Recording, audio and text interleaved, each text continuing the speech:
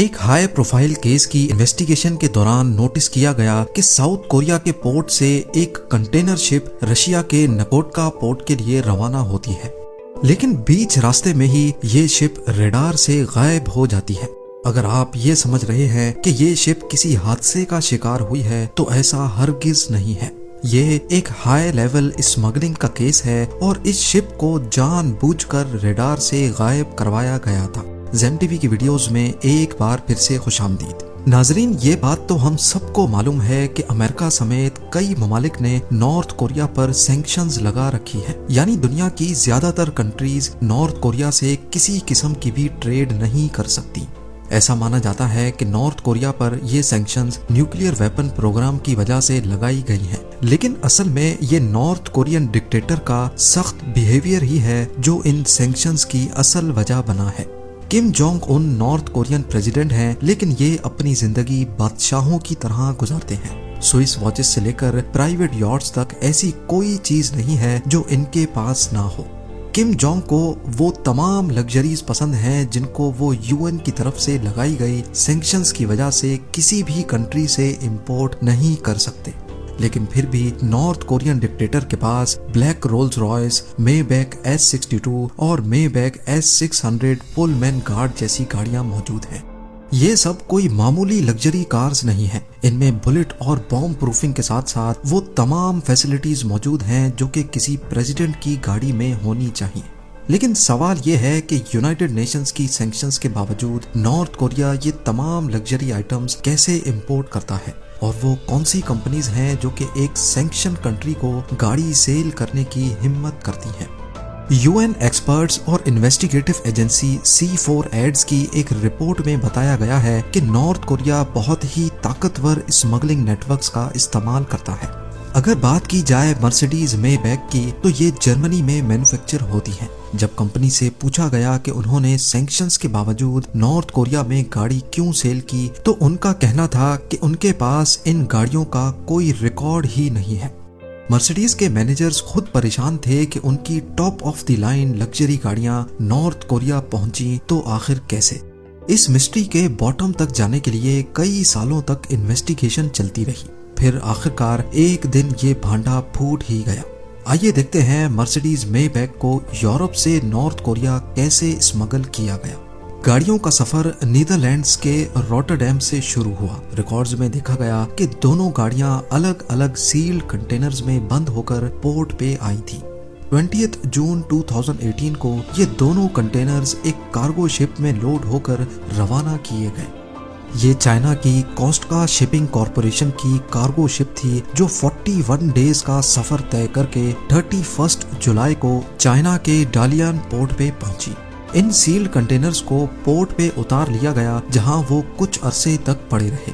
26 अगस्त को यानी ऑफलोड होने के 26 दिनों के बाद इन दोनों कंटेनर्स को एक दूसरी शिप में लोड करके जापान के ओसाका पोर्ट पे भेज दिया गया, और फिर यहाँ से इनको एक और वेसल में लोड करके पुसान, जो कि साउथ कोरिया का एक पोर्ट है, वहां भेज दिया गया।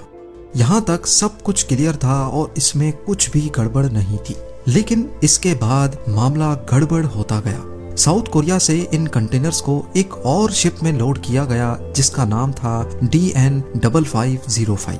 1 अक्टूबर को DN5505 ये दोनों कंटेनर समेत साउथ कोरिया से निकलकर रशिया के नकोटका पोर्ट के लिए रवाना होती है। ये सफर करीब 5 दिनों का था, लेकिन दूसरे ही दिन बीच रास्ते में शिप अचानक रडार से गायब हो गई।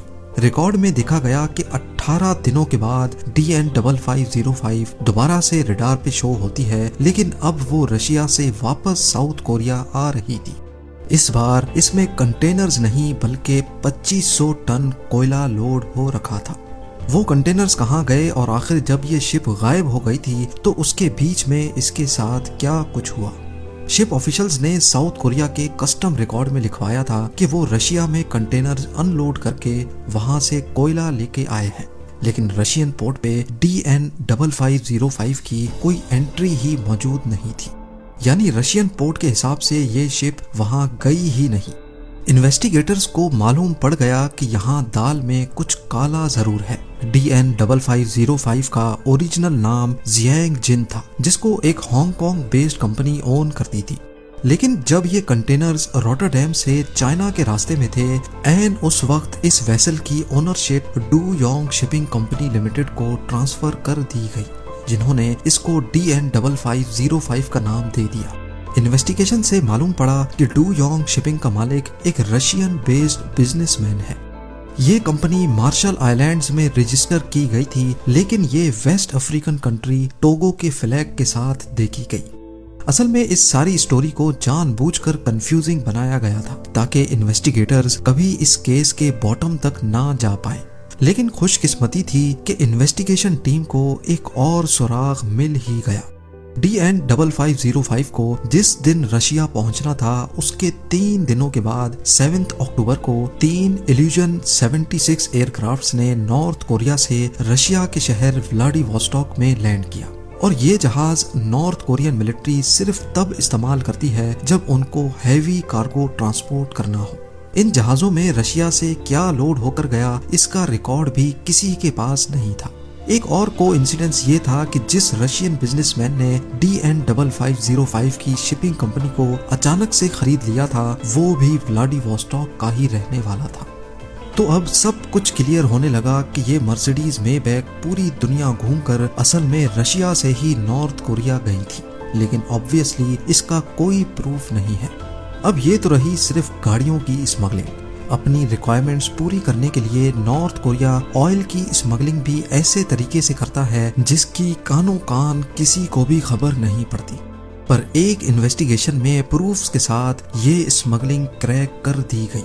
नॉर्थ कोरिया का कहना है कि उनके पास खुद के ऑयल रिजर्व्स मौजूद हैं, लेकिन आज तक वो कोई सबूत नहीं दे पाए।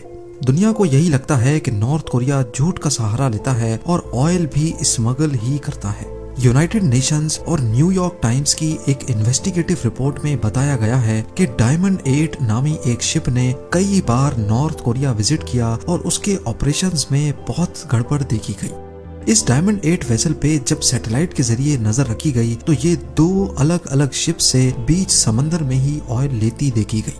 इन दोनों शिप्स का नाम एवर ग्रैंचर और सुपर स्टार था। मई 2020 को डायमंड 8 ताइवान के कोस्ट के करीब देखी गई। उसी वक्त ताइवान के पोर्ट पे सुपर स्टार नामी वेसल ऑयल लोड कर रही थी। ऑयल लोड करने के बाद इस सुपर स्टार ने डायमंड 8 को फॉलो किया। यहाँ तक तो सब कुछ रडार में शो हो रहा था। उसके बाद इंटरनेशनल वाटर्स में ये दोनों शिप्स ऐसी जगह पर गईं जहां आसमान बादलों से घिरा हुआ था। सैटेलाइट इमेज ने कुछ इस तरह का मंजर दिखाया जिसमें बादलों ने पूरा व्यू ब्लॉक कर रखा है, लेकिन बादलों के बीच में एक छोटे क्लियर पैच में देखा जा सकता है कि सुपर स्टार के बिल्कुल बराबर में डायमंड 8 खड़ी है और वो ऑयल ट्रांसफर कर रही है। इसके 3 हफ्तों के बाद डायमंड 8 ने किसी भी पोर्ट पे एंट्री नहीं की। ये सिर्फ समंदर में इधर से उधर घूमती रही। 27 मई को इसने नॉर्थ कोरिया की तरफ ट्रेवल किया और कोस्ट के करीब पहुंचने पर डायमंड 8 ने अपना रडार सिस्टम 8 दिनों के लिए ऑफ कर दिया, जिससे वो रडार से गायब हो गई। इन 8 दिनों तक सैटेलाइट ने डायमंड 8 पर कड़ी नजर रखी हुई थी। इस दौरान ये नॉर्थ कोरिया के पोर्ट पे भी देखी गई। डायमंड 8 की डायमेंशंस और फीचर्स नॉर्थ कोरियन पोर्ट पे खड़ी शिप से बिल्कुल मैच कर रही हैं। ये कोई पहली बार नहीं था, बल्कि 2020 में 4 मर्तबा डायमंड 8 को नॉर्थ कोरिया जाते देखा गया है, जिसमें कभी वो सुपर स्टार से ऑयल लेती तो कभी एवर ग्रैंचो से। अब सवाल ये है कि डायमंड 8 के पीछे आखिर है कौन? ये जानना इतना आसान नहीं है, क्योंकि ये इतना आसान रखा ही नहीं गया। तहकीक से मालूम पड़ा कि डायमंड 8 को पहले वही कंपनी ओन करती थी जो सुपर स्टार को ओन करती है, लेकिन 2016 में इसको एक इंडोनेशियन बिजनेसमैन ने खरीद लिया जिसका नाम टैन जोक नाम है। टैन जोक नाम इंडोनेशिया में एक मिडिल क्लास एरिया में रहता है और उसका कहना है कि वो एक रिटायर्ड सेलर है। उसके पास इतने पैसे नहीं है कि वो $1.5 मिलियन की वेसल खरीद सके, पर रिकॉर्ड्स बताते हैं कि ये रिटायर्ड इंडोनेशियन पहले एक ऑयल वेसल पे ही जॉब करता था। एक बात तो तय है कि Kim Jong Un international sanctions के बावजूद भी स्मगलिंग करने में कामयाब हो जाते हैं, और इसको रोकना बहुत ही मुश्किल है। बात रही डायमंड 8 की, तो वो फरवरी 2021 में चाइना की फुजियान प्रोविंस में देखी गई, लेकिन इस बार वो नई ट्रिक आजमा रही थी। एक ऐसी ट्रिक जिससे रडार पे उसका जाली फेक नाम शो हो रहा था। उम्मीद है जेम टीवी की ये वीडियो भी आप लोग भरपूर लाइक और शेयर करेंगे। आप लोगों के प्यार भरे कमेंट्स का बेहद शुक्रिया। मिलते हैं अगली शानदार वीडियो में।